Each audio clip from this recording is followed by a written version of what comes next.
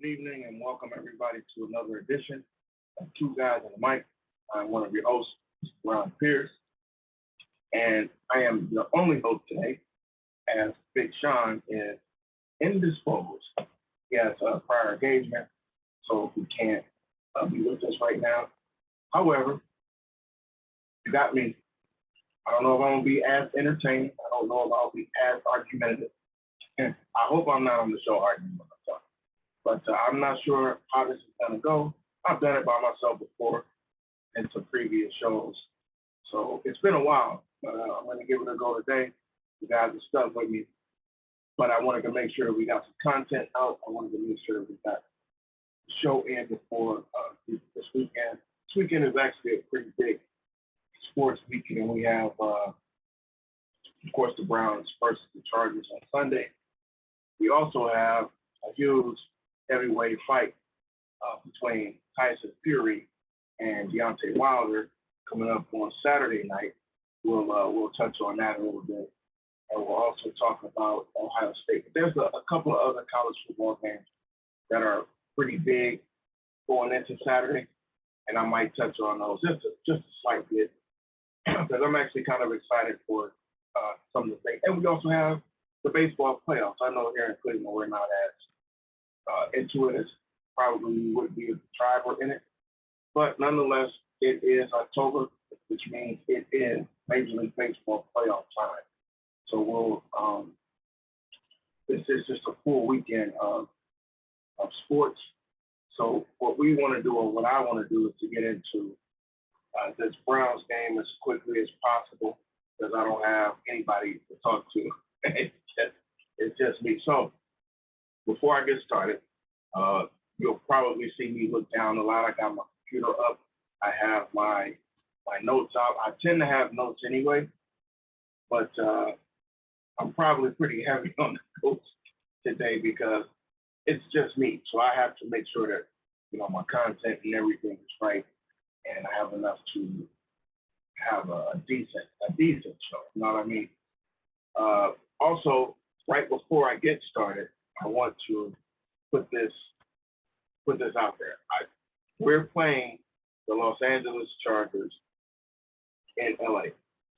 The Los Angeles Chargers were, until recently, the San Diego Chargers.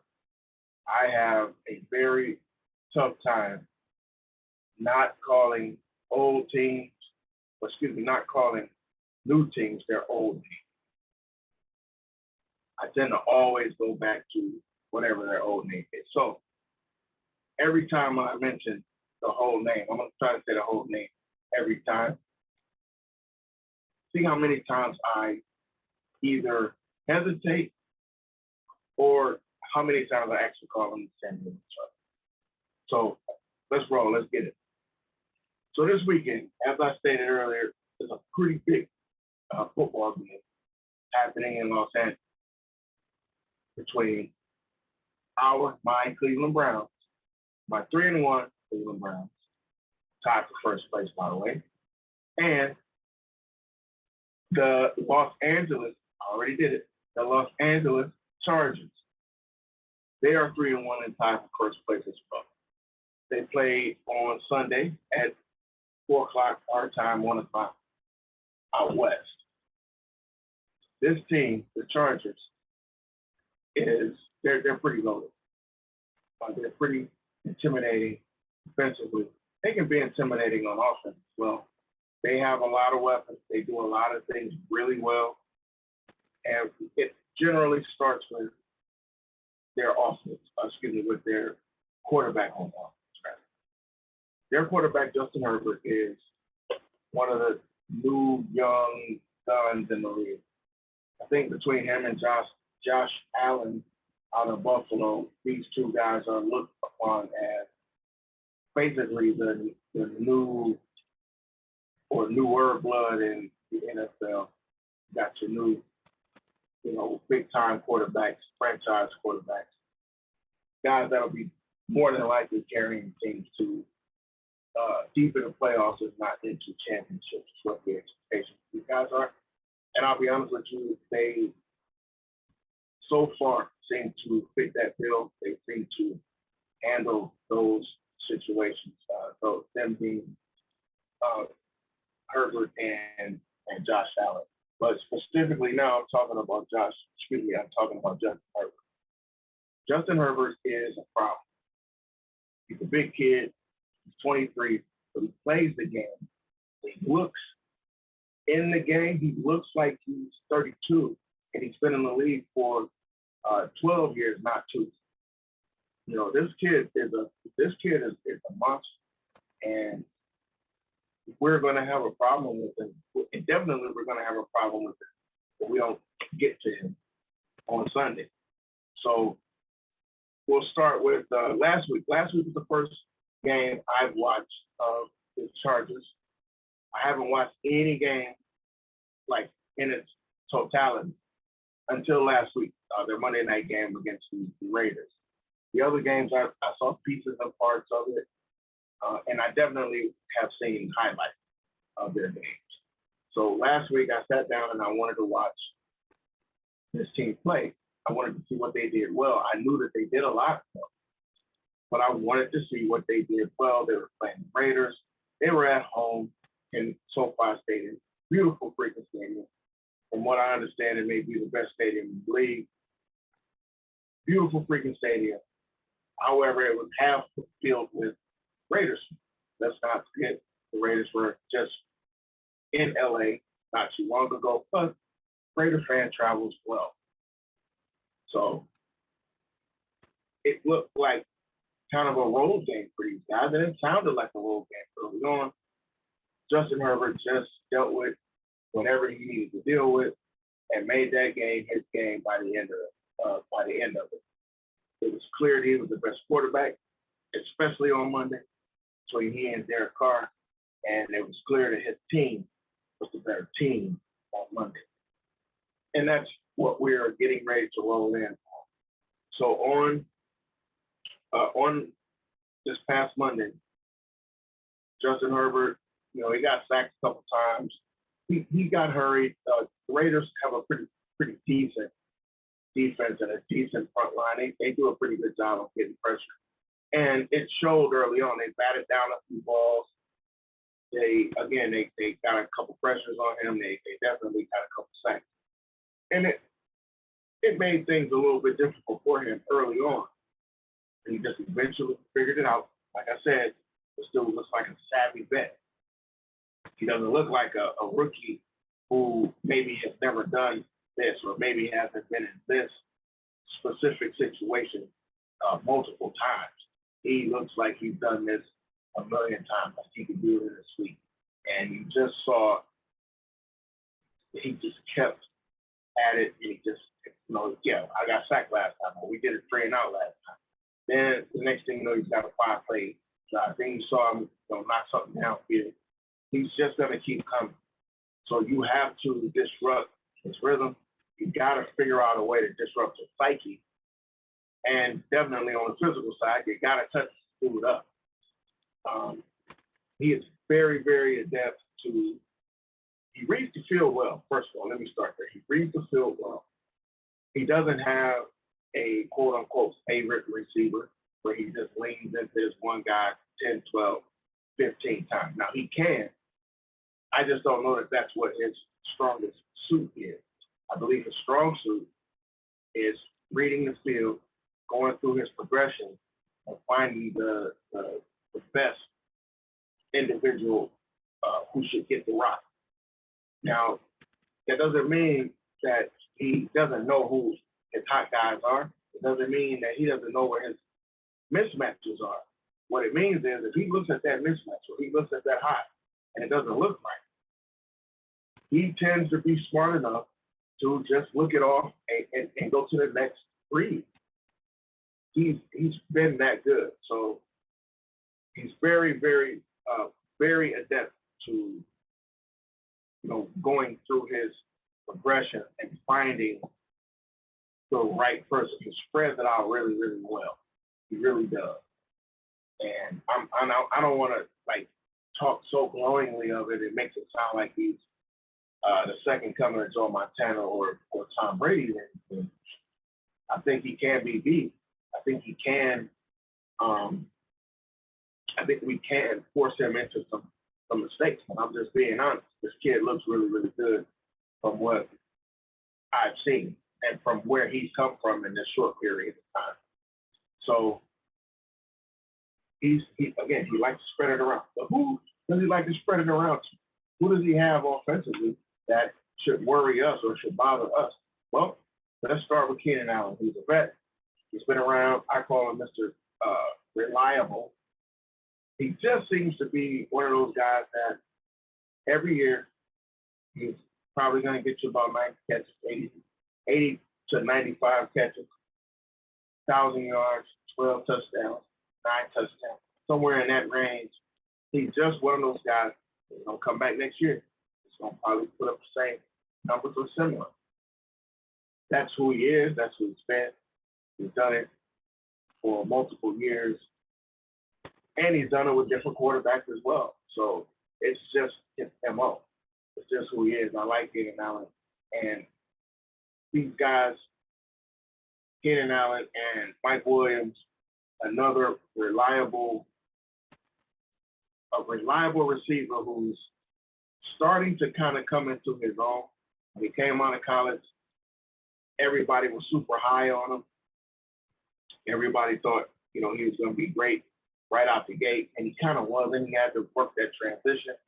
I'm sure some of it was the offense, some of it was the quarterback play, but he's found his niche with Herbert. Last year, dude had 10 touchdowns. And he's kind of on pace to be, not necessarily score 10 touchdowns, but he's on pace right now to be one of those favorite guys, like a guy that I know I can hit when I get him. He's going to make that catch. So they have some guys that can give us problems, give our defensive backfield some problems. Also, let's say we are capable of covering Keenan Allen, which isn't impossible, but let's say we cover this guy, and then we cover Mike Williams. Well, I've already told you, he likes to spread it around, and he's pretty good at reading more to his progressions. He'll just look up the field and go to Jared Cook.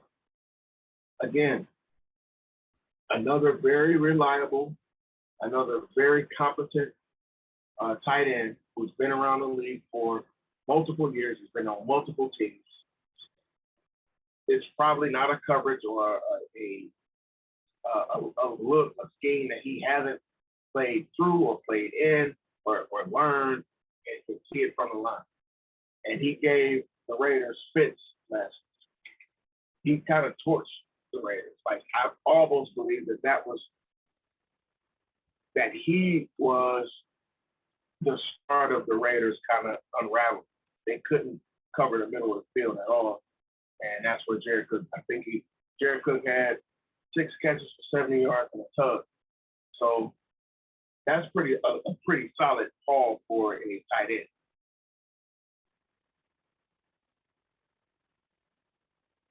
So we got to pay attention. We have to make sure that we understand.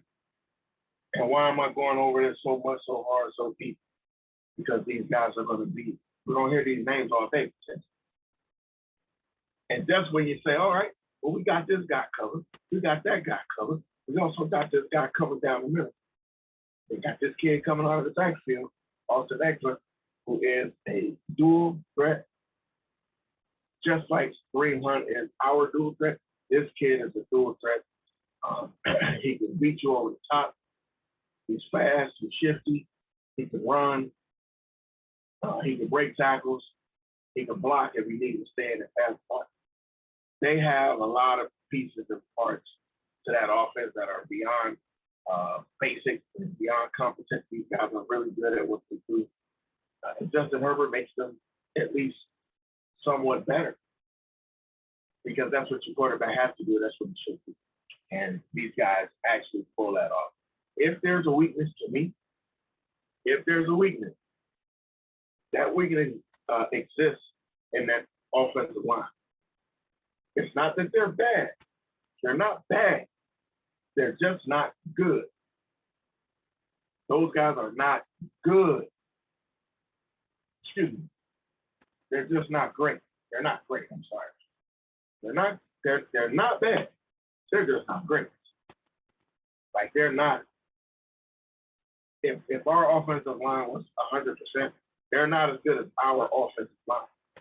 However, these guys are good enough, competent enough to protect Herbert when they need to protect him. Herbert's shifty enough and quick enough in his reads to get that ball out. That's what you don't. We don't want to have this guy kind of, we don't want him sitting back there just chilling. And secondly, we want to make him not just shift. We want to make him have to make a decision. So if there's a weakness, I think that's the point of attack. That's the offensive line. And I'll get to that a little bit more as I get into these parts of the game. Now you move to the defensive side of the ball. We have some impressive young men over there. Derwin James, safety, all-pro safety. Then you had Joey Bosa, all-pro defensive end. Most of us know Joey Bosa as he came to this area. He used to go to the Ohio State University. All-American, great problem on the corner for the defenses all throughout the nation, as well as definitely through the Big Ten. And then he just turns that all over and goes into the NFL and just keeps that train rolling. This dude is big. This dude is fast. This dude is athletic. And he will be in the backfield tomorrow. On Sunday. He will be in that defensive backfield. He's gonna be in the defensive backfield on Sunday. It's that simple. So we have to be prepared to see this. We're gonna see this. We're gonna see this. We're gonna hear Joey Bosa's name tomorrow, and we're probably gonna hear it multiple times. So we should get ready for it. Joey has 4 sacks and 7 quarterback hits on the season. So, and that's 4 games. So you got a sack a game and about 2 hits on the quarterback per game. So again, I'm here for this. When you turn your channel to the game on Sunday and we have the ball, you're gonna hear about Joey Bosa. He's our Myles Garrett, right?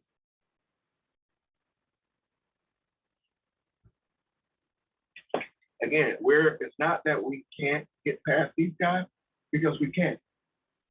We can't. We can get bodies. Now let's flip over to the Browns. And I'm gonna get back to this defense and our offense versus their offense and defense versus defense. Let's switch over to our team, Cleveland Browns. Now, start with our quarterback.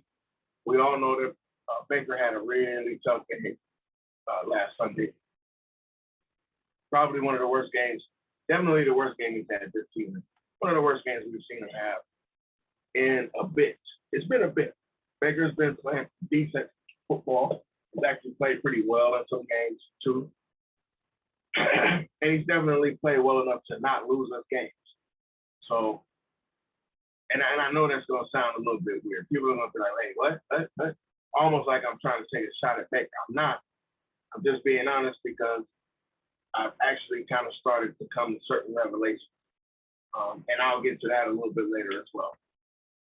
But Baker had a really tough game last week. He was just off. He was off. And he was terribly off. And he spoke on it, and he said he was terribly off. I did as much as I could to not really try to chop this dude in half. But, again, I'll get to the rest of that part of it. We're going to need to have Baker be on Sunday. Now, how on can he be? I don't know. But he's got that separated shoulder. I'm sorry. He separated his shoulder toward the labrum. And he's playing in pain, which everybody in football plays in pain. So I'm not an excuse maker. I'm not going to try to make what this one dude does bigger or better than what somebody else does, unless they give me a reason to point it out. So I'm hoping that they didn't bring up the torn labrum to belabor the point that he's hurt, so that if he doesn't play well, people will just give him a pass. If you don't play well, you don't play well. And if you're not going to play well, then you need to come out. That's my thought on that. But again, Baker needs to play well on Sunday, period. You got to make those throws. You cannot miss wide open guys. You cannot overthrow, underthrow, and just completely and totally miss guys, especially if their shoulder is hurt. If you get guys in the flat, he had Dimitri in the flat. He had Hunt in the flat. All you gotta do is throw the ball, man. We don't need you out there taking hits to try to prove a point. We need you to play smart, and we need you to keep your head. So if Baker can manage that, I don't even want to get into the numbers that he's doing that. That's how bad he was last week.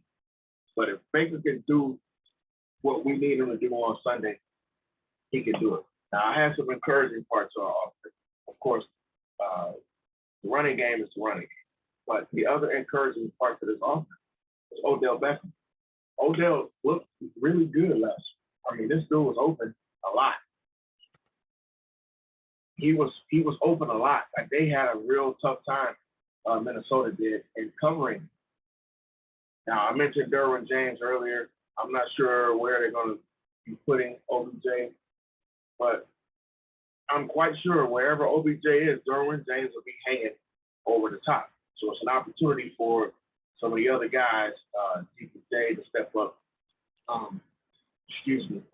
Njoku, he'll probably see a little bit of Derwin James as well. Harrison Bryant, Austin Hooper. We have very capable pieces and parts to our offense as well. We just have to make sure that they're utilized, especially in the pass game. We saw Higgins last week play a pretty big part, almost coming out of nowhere because he hadn't played in 3 weeks or 4 weeks, and then all of a sudden here he is, boom, dropped in your lap, and he actually had a pretty solid game. He had decent numbers on Sunday. So going into this Sunday, of course, the running backs, that's our bread and butter. Hunt and Chubb are the bread and butter. They're the sticks and stones of this offense.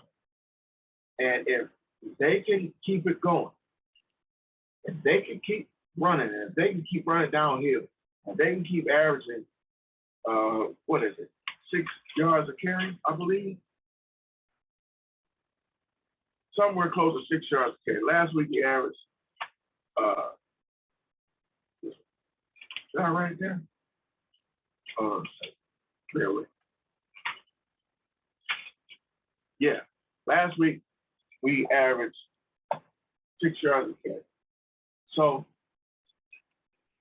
we can continue to do that same thing. It'll neutralize Joey Bosa and give us an opportunity to win this game. Now, why did I just mention the amount of yards that we can get if we can neutralize Joey Bosa? Because that defense gives up about 5 yards per carry on the season. Now they do a good job against the pass, but our goal and our key and our strong suit is going to be on the run game. It's in the run game, rather. We have to run that ball. We got to punch this thing down their throats to slow them down, to potentially bring some of those guys into the box, scare those guys a little bit, thinking that we're just going to run it. And then you got to take your opportunities to catch them sleeping in those gaps. We can't take goofy chances. We got to take smart chances. And again, that's kind of where Baker comes in. Because, again, this defense plays really well against the pass. They played well against David Carr last week. They played well the week before against Patrick Mahomes.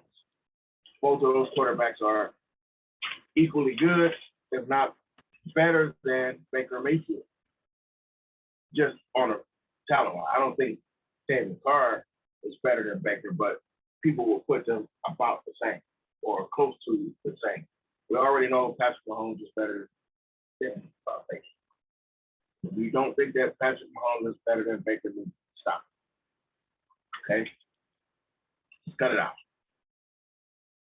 Now, again, our advantage on when they're on defense is our run game. So we have to enforce our will. We have to make this thing work from the run game and from the screen. I think the screen game would play a big part tomorrow as well. I just think it will. The other problem that we have is offensive line. Our offensive line is beat us. Jedrick Wills probably ain't going to play. I'll be honest, I've been saying it for a couple of weeks. I don't think that he should. I think he should have sat out 2 weeks ago. I think he should have sat out last week because he looked bad. He doesn't look great. It's not like, okay, I'm going to play and then I can do all the exact same things that I need to do. He hasn't been able to do that. He hasn't been able to maintain that. So my thought is get him out of there. Let him sit down, let him relax, let him rest, and get better. So now you have the new guys pulling in there. Chris Hubbard's out for the season, if I'm not mistaken. I think I saw that a little earlier. So he's out. So I don't know what we're gonna do and how long Jedrick is gonna be out. I thought they should have gave him a week when he first got hurt. I thought they should have gave him a week. The week after he first got hurt, I thought he should have had a week last week as well. So, but that's just me. I ain't a coach. I don't run football teams, et cetera, et cetera. Hold on a second. Sorry, I'm sorry. But I don't run football teams. I don't make football teams and football decisions work and all that good stuff. I do have a fantasy. that's all I got for the fantasy. So defensively, if we go to the defensive side of the ball, we already know what our deficiencies are and our pluses on offense. Our defense is playing lights out for the second week in a row last week. I'm pretty impressed. We're in the top. We're a top 10 defense overall. We're, I think, top 5 or top 3 in the run, which is impressive. That says a lot. That's one of the things that we wanted to show up within this last year and a half, and we've been able to do that with the additions of Clowney and Jackson and now Jack McKinley, all these guys. They play well in certain situations, and we cause so much pressure. Sometimes even just getting pressure on the quarterback causes, that pass rush pressure also helps get to the run. So we also got Anthony Walker returning tomorrow. That'll be big for us. That'll be huge for us, having Anthony Walker back on Sunday. So Anthony Walker, JOK, that's my guy. It'll be great to see how he fits into what we've been doing, because when he was playing, he didn't look super great. Now we look really, really great. So let's see how he's able to incorporate himself into what we do best, and that's going to be interesting to see. And again, let's see how our DBs play against their wide receivers and other receivers out of the backfield, or whether it's tight end, because our DBs have been playing super, super, super well. Really, really well. I've been impressed with what every one of them has been doing. Greedy, one of the guys who got my game ball last week. Of course, Denzel Ward, Grant Delpit. All these guys are playing really, really well. So it's going to be interesting to see how it all comes together and plays out once we get into the game tomorrow. So let me get into what I think is going to happen tomorrow, keys to the game for the Browns. I think, again, like I said, one of the keys to the game is, of course, our defensive front. So that front four, whoever is out there, whoever it is, needs to get pressure. We need to keep containment, but we got to get pressure. One of the great things, and I pointed this out over the last couple of weeks, my guy, here's the thing, with that pass rush, so you got Miles over here, or we got Miles over here, or we got Miles lining up in the middle. Wherever you have Miles lining up, the offense has to account for it. So all of those names that I named earlier, the receivers and stuff and the running back for the Chargers, for the Los Angeles Chargers, one of those guys are going to be taken out of the offense just about on every play because they got to account, they got to chip, and good teams will chip. The Chicago Bears were not a good team, and that was not a good plan, and that was an awful scheme, and they just let Myles Garrett run berserk. I do not believe that this team, has a good enough offensive line to go one-on-one all day long with Myles Garrett. And if they do, they don't have an offensive line that's good enough to go one-on-one with Jadeveon Clowney and the rest of that defensive line. So they're going to have to chip. They're going to have to double team. I can take Eckler out of a couple plays. I can take Jared Cook out of a couple plays. Again, we have to see how that manifests itself. But that's an advantage that we have. So that defensive line has to enforce their will on this game. They have to. Whether it's through the run or whether it's getting pressure on this quarterback, we have to do it. That's one of our keys on Sunday. Because if you don't get to this guy and give him, make him force a pass or take a sack or throw it away, or there were a couple of balls batted down last week too. So we can put our hands up and we have to disrupt the rhythm that this guy has. And I put that squarely, solely on Joe Woods and that defensive front. Two, the second key to this game is Baker Mayfield. Baker, you got to get it done, bro. I don't know what else to say. I don't know any other way to do it. So to put it, Baker has to get it done. Baker is the second part of this thing. Baker has to play better. It's that simple. And third, the other key to the game.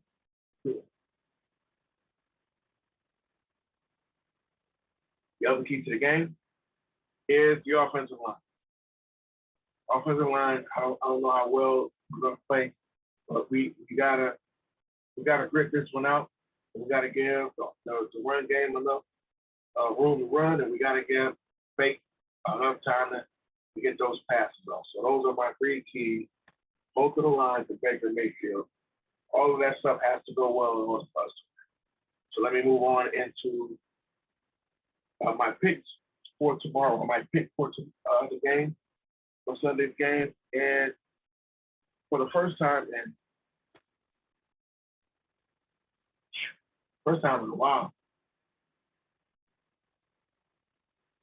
I'm picking the home team, which is the team our opponent's team was playing against. I think the Chargers are going to win. I think I have the score 31-27. And I think it's going to be because of the offensive line, our offensive line not being a cohesive unit that we've remembered it being from last season, and even coming into this season, one of the strong points of the team, and it's not that right now. So now you're going in against a team at home that has a pretty solid pass rush. I think it's going to be a problem, and I think it's going to kind of play out in the game somehow. So I'm picking the Chargers. First time in a long time. Don't beat me up, people. I just don't think that tomorrow. I don't think tomorrow will be our day, but I don't think we'll get blown out, and I don't think that it'll be something that we can't, walk away from and put adequate pieces together moving beyond that game. All right. So let's move on. I told you I had another little piece to talk about. So we all know Baker again had a bad game on Sunday. A lot of people had a lot of different things to say. I'm in a lot of sports groups anyway on Facebook and stuff. So there's always Browns talk, and there's always talk about any player in any sport that anybody wants to talk about. We always have those conversations and those moments, right? Well, this week it's been a lot of talk about Baker Mayfield, how bad he was, how poorly he played, and the opinions and the thoughts have gone all over the place from, OBJ's running the wrong routes to, Baker's been great. We might need to get rid of OBJ just because he doesn't have the chemistry. I've heard it all, even parts of it, all falling on Baker. And I've done everything I could to really be fair and to be supportive of Baker. I really have. However, I'm a real fan. I'm an objective fan as well. I can look at things differently, and I don't have to support it to love the Browns. I don't have to support stuff just to love the Browns or to like Baker Mayfield or to like the team. It's like if your son stole something from Walmart, it doesn't necessarily mean that your son is a bad kid. However, your son did steal that. So instead of acting like he didn't do it, just say, yeah, he did it, man, and he got to go do whatever he needs to do. Baker played like trash. Baker said as much, right? The other day on ESPN, Bart Scott, who is, to me, a notorious Baker hater. I don't know that he's ever said anything good, hell, even anything decent about Baker Mayfield. So part of this, you got to understand where it came from. Part of this is tough to swallow because he said some tough stuff about Baker. So he said basically that Baker Mayfield is the most replaceable quarterback in the NFL. And I'm sure he meant out of starters. Now, that wasn't the entire statement, but that's the part that everybody kind of jumped, over the moon about. I actually saw the clip from where he said it. So I actually got an opportunity to hear what happened prior and then all the way through what he was saying. But that part is the part that got printed in articles, and they always clip pieces of parts because it's clickbait, right? Man, these guys are going berserk. Now, I had to be honest. I went and I looked. I did some research. I tend to do that. I like to be an informed person. I like to be an informed voter. I like to be an informed shopper.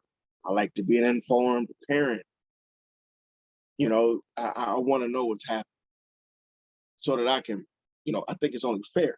That way I can make a judgment, a fair judgment. I can honestly look at something and say, yo, I know why they did that. I know why they said that.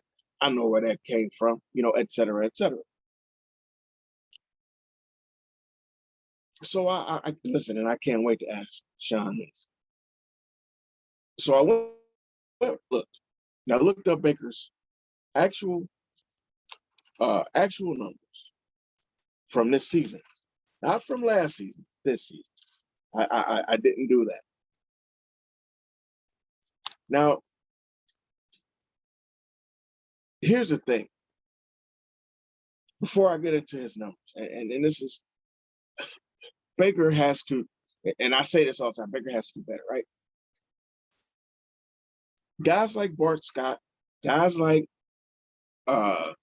what's the goofball name? The white guy that I forget his freaking name. The white guy that has the show on Fox. He hates Baker. And I can see his stupid face. Can't call his name. I almost had it. I was this close. But guys like that. And then also you get the guys in the just regular guys that sitting at home, the armchair guys who come after him. Last week's game was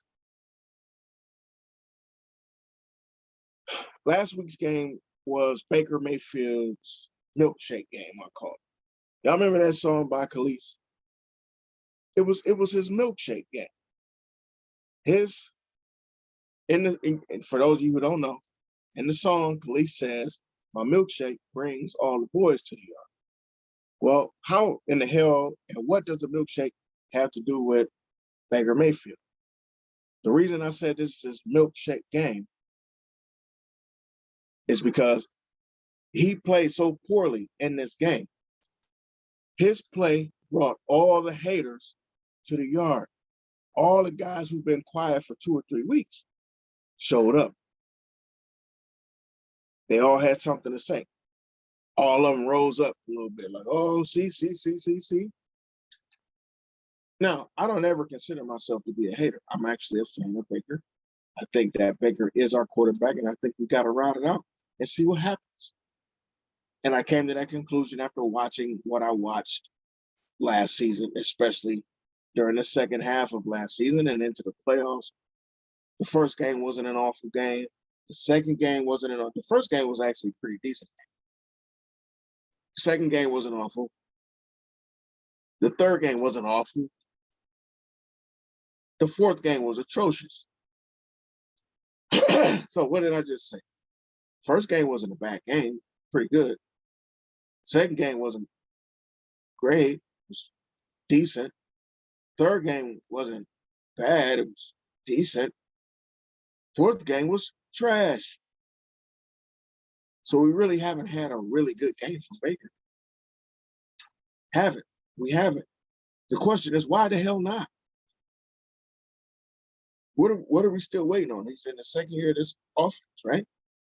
So what are we waiting for to have Baker have and be talked about and be considered like we consider Herbert and like we consider Allen? I really don't know. Now, again, I'm not trying to come down on Baker. I am actually being an objective football fan.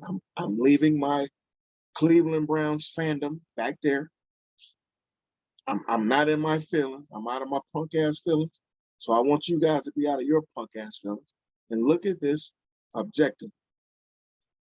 What game have we won this year that we won because Baker was so good?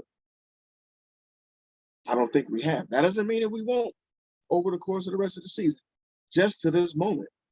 Because I was looking at this in a vacuum. Is Baker replaceable?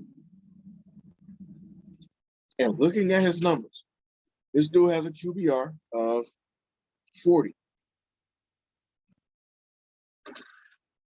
He has 2 touchdowns. Not a single one of those 2 touchdowns in these 4 games has been to a wide receiver. He has 925 yards. It's not terrible. It's not great. What is that? About 250 yards a game? About-ish. A little under that. Yeah. Like 225-ish, something. And he's got the 2 picks. I'm going to say it again. 40 QBR. I think he's like 60, just under 66%, or right at 66%, if I'm not mistaken. So The percentage isn't bad. It's bad. It's not bad. Let me be sure of that. But the percentage isn't bad. It's in the 60s for certain. And what did I say? We're talking about 40 QBR. Percentages are in. Hold on a second. I'll pull it up right this second.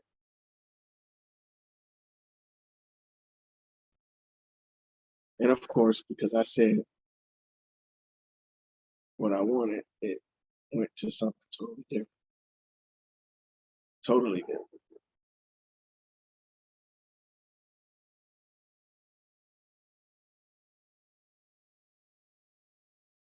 All right, here we go. What did I say?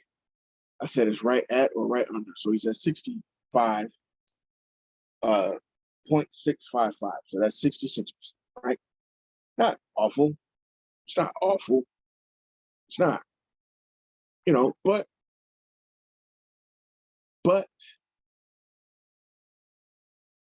it's not great.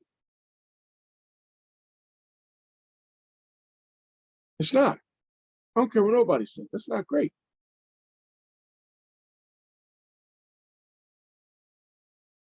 He could be better. So 66%, 40 QBR, 2 touchdowns, none of the receivers, 2 picks, under 1,000 yards. Does that? If I didn't say that those were Baker Mayfield's numbers, what would you say about that quarterback? Say he was a starting quarterback. Would you stick with him? Or would you replace him? Or would you think about replacing him? Or do you think those numbers are great, good, or bad? Most people would line themselves up on the side of those are bad numbers. Most people would. I tend to say with those numbers, he's very replaceable. With those numbers, he's very replaceable. And I'm looking at it in a vacuum, not overall. I'm not looking to replace him. I don't want to replace him. I'm not asking to replace him. What I said, though, was Case Keenum could put those numbers up. Case Keenum can do that. And if Case Keenum had those numbers, and let's say Baker was sitting on the bench, we'd all be like, man, if they don't put Baker in this damn game, even if we were 3-1. Because everybody would be saying what we all know. Baker hasn't won a game for us. Baker's play hasn't elevated us. I didn't blame him for the week 1 loss because I still don't think it was his fault. I don't blame him for much of anything. I mean, we won the next 3 games, right? So I'm not blaming him. I'm just saying these are games that were won. We probably were going to win anyway. I know that Baker played so great that that's why we won, or that Baker did something so awesome in the game that pushed us over the top. We could have said that last week. Had he hit OBJ, he could have thrown 3 touchdowns to OBJ. He could have thrown 3 touchdowns. The little fade in the corner, which he threw, 10 yards out of bounds. The one pass, he hit the defender in the back, but OBJ was 5 or 6 yards behind him. And then, of course, we all remember the one where he airmailed and threw behind him on a wide open route. That's 3 touchdowns. Yeah, it would have only been 1 touchdown to one receiver, but that's 3 touchdowns. That would have been 3 touchdowns to receivers. 3 touchdowns. You scored 3 touchdowns in that game last week. Minnesota's out of there. We don't even have to come down to the end of the game. And that's the stuff that I'm talking about. So the way that Baker's playing right now, he is replaceable. And on the bigger side of that game, if Jared Goff was replaceable, why isn't Baker Mayfield replaceable? Just being honest. Jared Goff has done way more than Baker has done. Just looking at, the resume. This dude has won his conference. He's won his division. He's won his conference or his old conference. He's won his division multiple times, if I'm not mistaken. He's won his conference. He's been to a Super Bowl. He's been to a Pro Bowl.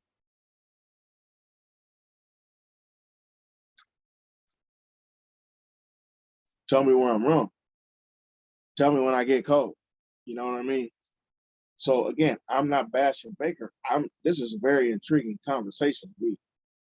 And as a guy who was able to pull back my feelings and look at this objectively, I had to say Baker, I don't know if he's the most replaceable,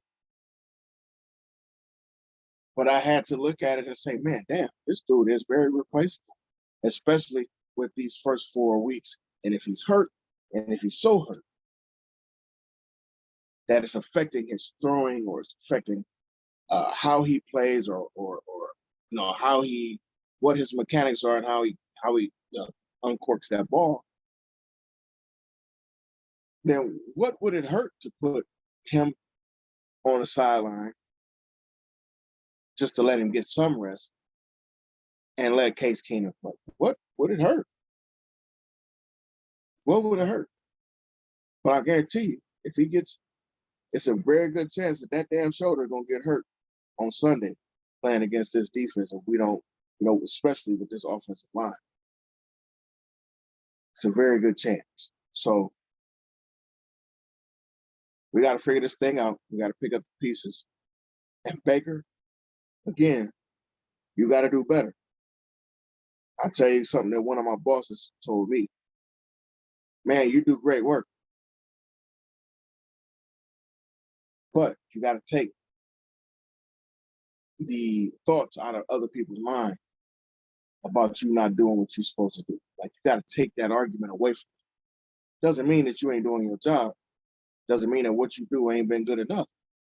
But there's always a little bit more. So do that to keep them dudes out your pocket. Baker, you got to keep them dudes out your pocket. I know Baker's cocky ass will say, oh, I ain't worried about what nobody say. And that's fine to an extent. But you need to start worrying about some of that, because it hasn't looked good. And it went from what I saw in the Kansas City game, which was pretty good, and now it's trending down. That's not good. So we need you to figure it out, homie. Again, that's another reason why I don't think that we're going to win. I just think that heat going to be on a little bit too much. That's just, I could be wrong. I hope I'm wrong. Honestly, I know a lot of people that are out there in LA who made the trip from here. So I'd hate to be wrong, or excuse me, I'd hate to be right. And they made that trip, spent all that damn money, and we come away with nothing. Especially if we go out there and it gets ugly. So I'm hoping Baker figures it out. I'm hoping I still got beer left. That's the problem with a 4:00 game. You start, some drinking it at least, and next thing you know, you tank. I don't plan for that to happen, but that's I've heard that that's what happens to some people.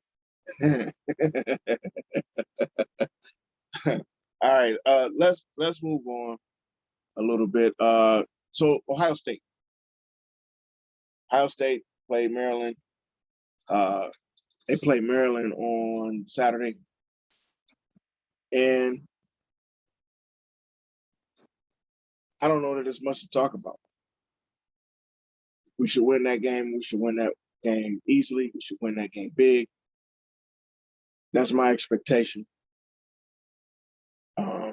The offense has been playing well. C.J. Stroud has been playing well. Of course, Chris Olave, Travion Henderson. We've been playing well, and the defense actually has come around. Sean and I have been on the defense a little bit. I know that we haven't necessarily been playing like the cream of the crop type of teams, but we have played well over the last couple of weeks. And I think that going into this Maryland game at home, it should be a pretty big win. I picked it out. I picked it out at 45-10. That's what my expectation is, that fight. I mean, I'm reading my thing about the fight as well while I'm talking about Ohio State. From 45-10, that's what I think is going to happen in Ohio State game. Now, Saturday night is a heavyweight fight. These are probably the two best heavyweights that are out. Never been a big Anthony Joshua fan. I always thought he was, I don't know, I just thought he was fugazi. Never bought into the dude. Wilder, I thought was good, but Wilder struck me as just that, a little wild. I never thought he was a great boxer. I just always knew that, he kind of threw haymakers and he just beat people up. Not necessarily a boxer, though. Tyson Fury, on the other hand, I thought was a pretty solid boxer. He had pretty decent skills. He's just a big dude, but he uses this smush thing that he does where he just kind of leans and lays on you. And at 280 something pounds, 290 something pounds, that shit wears you out. And that's a tough game for a guy like Deontay Wilder. Here's the crazy thing. This is crazy as hell to me. Deontay Wilder weighs only about 40, 45 pounds more than I do. Now, I'm not 6'5". I think he's 6'5", right? I'm not 6'5", but I weigh, slightly under 200 pounds.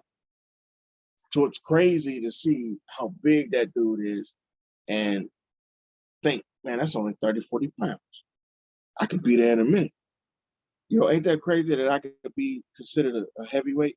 I wouldn't do it, man. I'll lose weight like a mug to avoid that crap.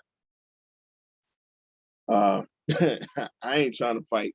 Look, I can sit here and criticize the hell out of Deontay Wilder or Anthony Joshua or Tyson Fury. I am not about to get in the ring with none of them cats. They can have that shit. But in this particular fight, I to be honest with you, I think Tyson Fury has won the first two fights. I know they called the first one a draw officially, but I thought he won that fight. The second fight, we all know who won that one. That was ugly. This fight, I don't really see where. Again, styles make fights, man. And this dude's style it's just not Deontay's forte. It's just not what he does well. Dionte needs to stay on the outside. He needs to, connect with a lot of those wild punches. And he needs to keep the action up. I think that's where he's at his best. When it's action, when he's throwing punches to get guys into spots that they don't really want to be in. Because honestly, you don't want to mix it up with this dude. Not a lot. You don't want to mix it up a lot. Some people can stand in there for a minute, but I don't know how many minutes you're going to be able to deal with that. On the flip side of that coin, like I said, Tyson Fury uses this smush thing where he boom, boom, and lays on you and he pushes you and he, bangs you in on the ribs, and then he kind of pushes you up, boom, boom again, and he lays on. Like, it's a tactic. It's sort of, Evander used to use a similar tactic. He just lays on the guy and he just tires him out, and it slows down the pace. And while it's tiring this guy out, it also slows the pace of the fight and keeps him in control. And I don't think that Deontay Wilder will do well, just like he did in the last fight. I don't think he'll do well with that. Hopefully he'll do better. Hopefully it's a good fight. Hopefully he's out of his own head, and we'll see what happens. But I picked Tyson Fury to win this. I just think he's a little bit too big. What I've seen in the other fights, I don't know what he can do. Wilder can do different to get a different outcome. I just don't know. So I'm gonna go with Tyson Fury on that. So that pretty much wraps up our midweek show. I look forward to seeing you guys on Sunday evening. or some point shortly after Sunday evening, because on Sunday we record our post-game show. So I look forward to seeing you guys then. Until then, you can hear this show and all our other shows streaming on iTunes, on Apple Podcasts, Spotify, and Anchor. That's for your audio streaming. And on the video stream, you can visit us at Two Guys and a Mic 216 at youtube.com, of course. Don't forget, come check us out, like and subscribe. Hit that subscribe button, please. And thank you, comment. We try to respond to all of the comments as well. Two Guys and a Mic on all of those audio streams as well. Two Guys and a Mic 216, I'm sorry. And also, don't forget to come and check us out on Facebook and on Instagram under the same moniker, Two Guys and a Mic 216. Don't forget, again, to like and to comment and to follow and all of that good stuff, man. I appreciate you guys so much. Sean, I miss you, big homie. Can't wait to get back in the lab with you so we can do this as a tag team. But I have fun. I think I got out a lot of content. I hope I didn't sound goofy. It's always weird talking to yourself or seeming as though you're talking to yourself. But that's it for me, man. I'm RP. And I love you guys. I appreciate you guys. Stick with us, stay with us. And we're going to make sure we get the best content out possible. Thank you. Appreciate you. Love you.